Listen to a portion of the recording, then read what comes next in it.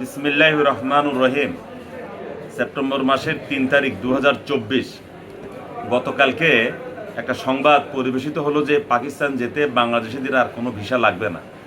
সামাজিক যোগাযোগ মাধ্যমে অনেকে এটাকে বেশ সাধুবাদ জানিয়েছেন, আবার কেউ কেউ এটা সমালোচনাও করেছেন।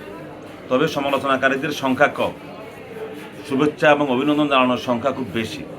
কিন্তু একটি বিষয় আমাদেরকে মনে রাখতে হবে, যারা যুবক ভাইরা আছেন তাদের উদ্দেশ্যে একটু বলি, যারা পড়াশোনার জন্য উন্নত দেশে যাবেন, London, America, France, Canada, Australia যারা যেতে চান, তাদেরকে বলি আপনারা দয়া করে ভুলেও এখন পাকিস্তান সফরে যাবেন না।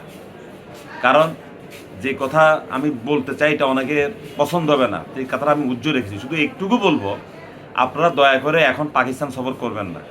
যদি আপনাদের পাকিস্তান সফর করেন এবং পাকিস্তানের ভিসা এয়ারপোর্টের যদি আপনাদের পাসপোর্টে একবার সিল পড়ে, আপনাদেরকে কিন্তু ওইসব উন্নত দেশ লন্ডন, আমেরিকা, কানাডা, অস্ট্রেলিয়া, এইসব নিউজিল্যান্ড, এইসব দেশে কিন্তু পরে আপনাদেরকে ভিসা পাবেন না। না পাওয়ার সম্ভাবনা শতভাগ, না পাওয়ার সম্ভাবনা শতভাগ। কেন এটা আপনারা নিজেরাই বুঝে নেন।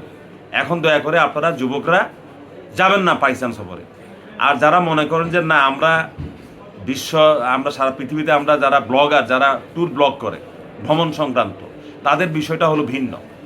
যারা ট্যুর ব্লগার না, তাদের জন্য আমি আমার এই কথাটাতে কেউ নেগেটিভভাবে নেবেন না। আমি আপনার ভালোর জন্য কথাটা বলছি। ধন্যবাদ সবাইকে।